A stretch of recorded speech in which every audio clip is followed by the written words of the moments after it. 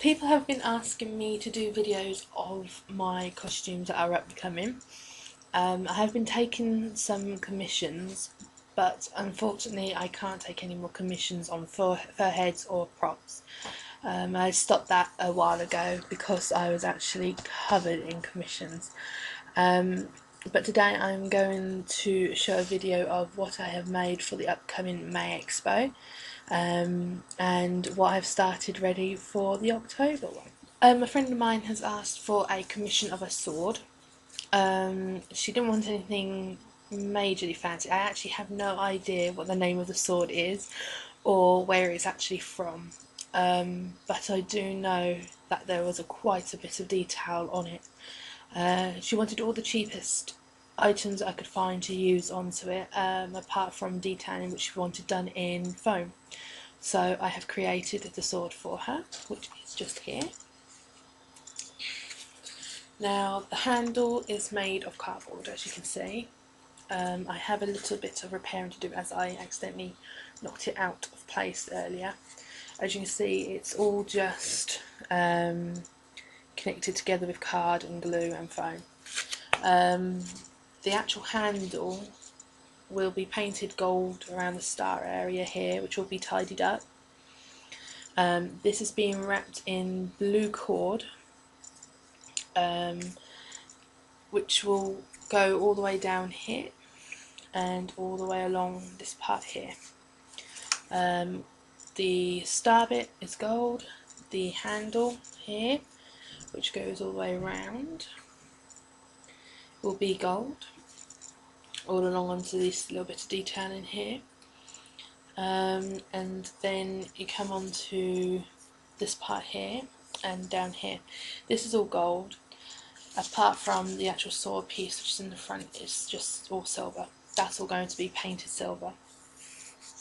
Back part is again not finished completely, but it's getting there.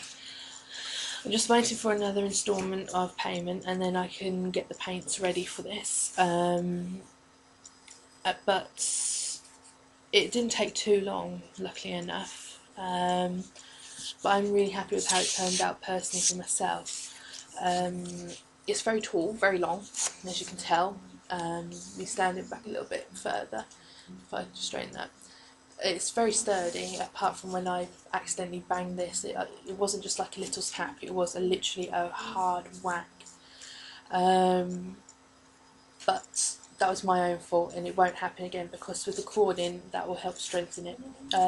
Once it's all painted, it will be covered in PVA or not PVA glue, but acrylic. No, varnish, that's the one. It will be covered in varnish, so it'll have a lovely shine to it. And this little section here isn't wonky.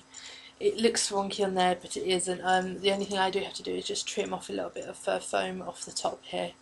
Again, it's plastic core from an old sword that I found at a boot sale. I took the handle off, got rid of that, threw that away, and remade the new handle, elongated it and added on the details. In total, hour wise, it took roughly 6 hours just to do this, and then you've got the paint and things on top, which is going to add on. But yeah, this is my first proper commissioned prop towards a friend.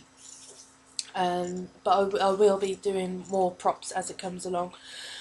Between May and this May Expo and October Expo, I will probably be taking on 3 prop commissions. But this is the start of it. So there we go.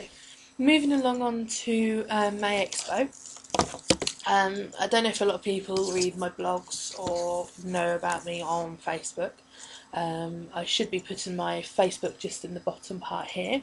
As well as my DeviantArt and my WordPress itself. But if you have been following me, you'll know that I will be cosplaying in May Powman from Pan's Labyrinth. It's a movie that I really, really do like. Very dark, very strange. But it's going to be a fun costume to do. I explained previously that I've always liked doing evil characters, or characters that aren't really normal, ones that get a lot of impact. But this time it's a little weirder. In October last year, in 2010, I was my own character, steampunk character, Exodagastra.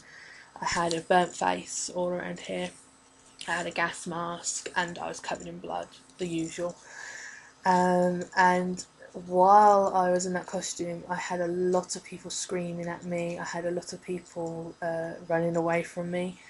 Lots of photo opportunities, lots of camera work, but hardly anybody posted them up on YouTube.